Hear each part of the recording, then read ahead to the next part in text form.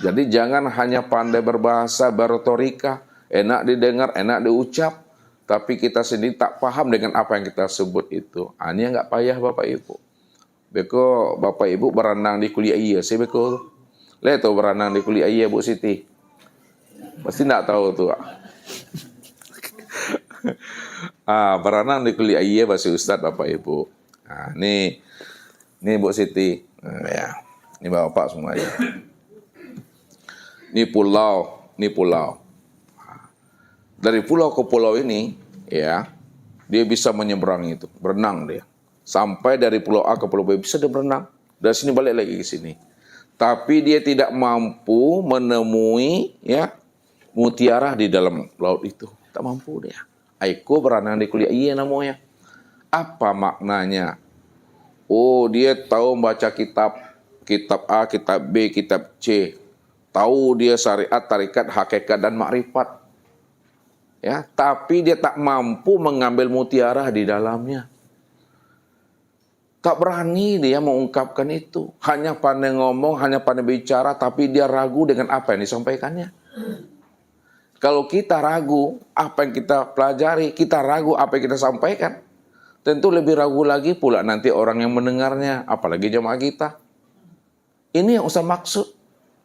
Kalaulah seorang guru di mana dirinya belum mampu memandang dan melihat Tuhan, belum mampu berlikok, bermuajahah dengan Tuhan, dipastikan jamaah dan muridnya juga tidak akan pernah mampu berlikok, bermuajahah dengan Tuhan. Kenapa? Kalau gurunya saja belum berjumpa Tuhan, bagaimana mungkin jamaahnya akan berjumpa Tuhan? Tapi insya Allah kalau gurunya sudah berjumpa Tuhan, sudah berlikok dengan Tuhan, sudah bermusahadah dengan Tuhan, dipastikan jamaahnya juga mampu berlikok, bermusahadah dengan Tuhannya. Ya. Karena itu wajib. Berjumpa Allah itu jangan ditunggu mati dulu secara syariat. Panjang-panjang lalek wabeko di kubur tuh. Ya. Nah, kalau ingin berjumpa Allah itu, jumpa Allah itu di waktu hidup ini. Ketika kita berada di alam dunia. Ya. Ini yang dikatakan oleh Rasul. Untuk berjumpa Allah itu syaratnya mati Bapak Ibu. Aku kaji waktu syaratnya mati. Kalau nak ngamu menjadi orang, berhenti jadi orang, nggak bisa berjumpa Bapak Ibu. Apa kata Rasul? Innakum lan tara rabbakum hatta tamutu. Kamu tidak akan pernah bisa berjumpa Tuhanmu. Tak bisa kita ini berlikok, bermusahadah dengan Tuhan Bapak Ibu hatta tamutu, sehingga kamu benar-benar mati. Jadi orang yang mati yang bisa berjumpa Tuhan Bapak Ibu. Kalau hidup yo Bapak Ibu alun bisa berjumpa Tuhan lah. Makanya Ustaz tanya Bapak Ibu, namu Bapak Ibu berhenti jadi orang. Lai.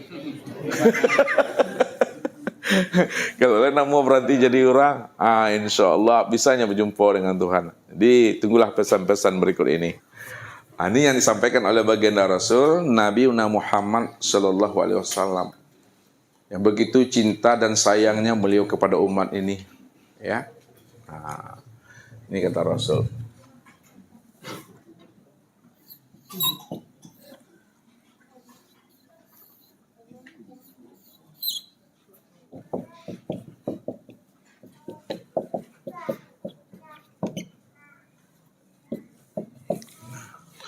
Kun ma'allah. Jadilah kamu selalu bersama Allah. Fa in lam takun ma'allah, maka jika kamu belum bisa bersama Allah, fakun ma'aman kana ma'allah, maka hendaklah kamu selalu beserta orang-orang yang bersama Allah. Fa innahu yusiluka ilallah, maka sesungguhnya dia mampu menghantarkan rohanimu untuk bisa usul kepada Allah. Kita lihat Bapak Ibu. Kun ma'allah. Jadilah kita ini selalu hidup kita itu bersama Allah. Memandang tuh bersama Allah. Mendengar tuh bersama Allah. Berkata bersama Allah. Mengetahui, berkuasa, berkehendak hidup itu mesti bersama Allah. Jangan bersama nafsu, jangan bersama diri. Apapun aktivitas kita Bapak Ibu, berjalan kita bersama Allah. Jangan bersama nafsu kita. Nah, ini yang diajarkan oleh baginda Rasul. Supaya hadir ruhani kita itu selalu kepada Allah. Disitulah rahasianya kenapa Nabi mengatakan setiap perbuatan, setiap aktivitas yang kita lakukan awali dengan membaca kulimah tasmiyah. Kulimah tasmiyah itu apa tuh Bu Siti? Kalimat tasmiyah itu Bu Aini, ibu-ibu. Ibu apa namanya nih? Ini aku lupa Ustaz. Nah, nih. Ibu kita nih. Ayah boleh? Oh, sebelahnya. Anis. Enggak. Mau. Mesti lupa. Ini tanya-tanya. Tahu kau nak naik kaji lah. Tuh kalimat tasmiyah itu kalimat basmalah. Mari sama-sama kita awali pertemuan kita dengan baca kalimat tasmiyah. Itu kalimat basmalah. Sekarang kalimat basmalah dan tasmiyah itu apa lapasnya Bu Siti? Tuh Bismillahirrahmanirrahim. Kalau kalimat hauqalah bukan kokola dah. Hauqalah apa? La haula wala quwata illa billah. Kalimat tahlil, kalimat tasbih, kalimat tahmid, kalimat takbir, kalimat istirja, as-sailah. Kalimat istirja apa? Inna lillahi wa inna ilaihi raji'un. Kalimat lafzul jalalah Allah. Jadi Bapak Ibu mesti tahu apa tuh singkatan-singkatan itu kan. Ya, jadi mesti paham kita. Kalimat tasmiyah, kalimat basmalah itu bismillah itu. Makanya baginda Rasul katakan apa? Setiap perbuatan awalilah perbuatan itu dengan menyebut kalimat basmalah atas nama Allah. Bismillah. Nah, lihat.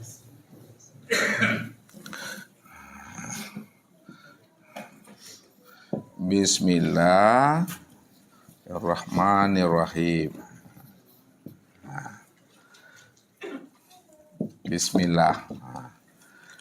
Kalau terjemahnya apa tuh Bismillah? Dengan nama Allah. Lihat. Nih. Kalau secara syariatnya, ini syariat dengan nama, dengan nama Allah. Kalau bahasa syariatnya dengan terjemahnya dengan nama Allah, ya itu syariat namanya. Dengan namanya, tidak dengan dirinya, dengan namanya. Yang kedua, ya di hakikatnya, ya itu bukan dengan nama, tapi dengan Allah. Dengan Allah, ya. Bukan dengan nama Allah, tapi dengan Allah. Dengan ma'rifatnya, ini ma'rifat ini ya. Bukan dengan Allah, tapi Allah.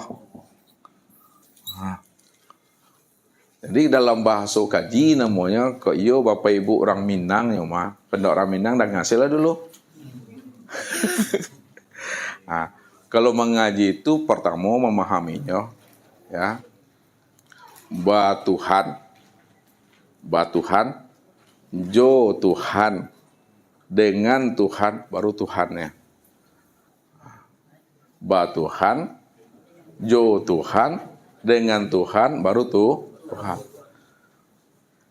Mustinya Bapak Ibu memahami, ya, bahwa sesungguhnya la ilaha illallah itu Tidak ada yang wujud yang nyata pada tubuh dan nyawaku, melainkan yang nyata dan yang wujud hanya Allah semata-mata pada tubuh dan nyawa ini. Tidak ada awak di situ Bapak Ibu. Itu yang mesti bersama Allah. Ini dihantarkan oleh Rasul supaya rohani kita tuh aktif bersama Allahnya. Kita ambil lagi ke dalam, mendudukkannya ke asma, ba.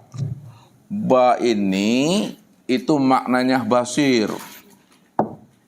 Sin. Nah, sin itu maknanya sama. Mim. Mim itu maknanya mutakallim.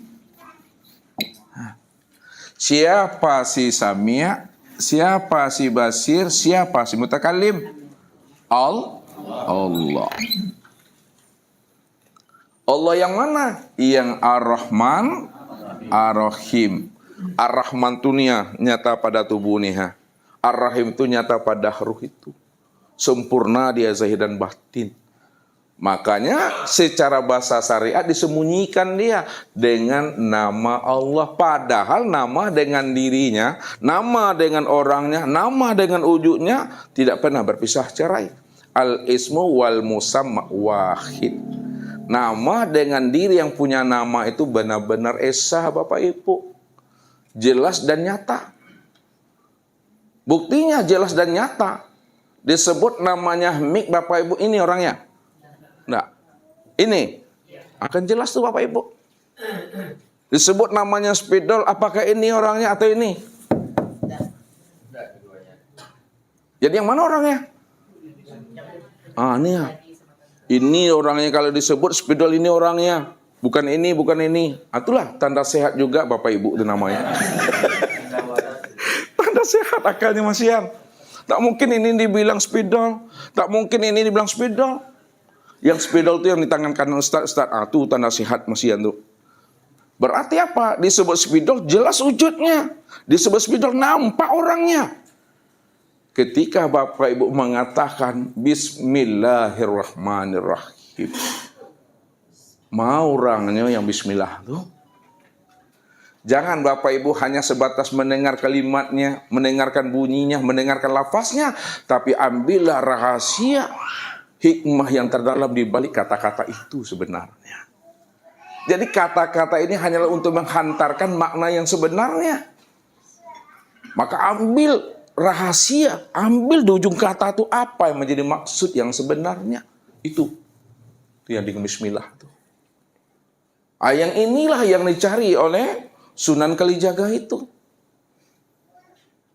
Mencari titik sebenarnya Bapak Ibu. Ini mencari titik, ini kaji Bismillah tuh. Ya, kalau Ustadz sampaikan sama Bapak Ibu, Al-Quran itu berapa juz tuh? 30 juz. 30 juz itu ya kandungannya tersirat, terhimpun di dalam surah Al-Fatihahnya. Makanya Al-Fatihah itu dikatakan surah apa namanya? Ummul Quran atau Sab'ul Masani, 7 ayat yang berulang-ulang. Itu Al-Quran. Al-Fatihah itu disimpulkan kembali, maka isi kandungannya itu terhimpun di dalam Bismillah. Itu dia.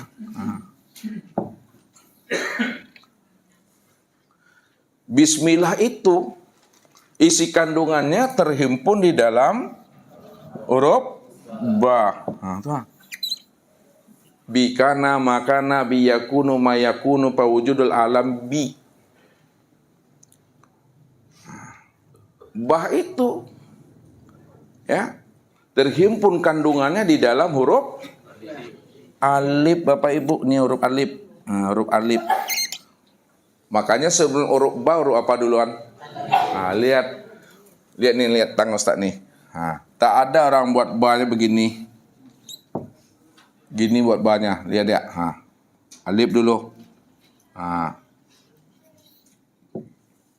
Tersembunyi alifnya tuh. Dipanjangkan sedikit.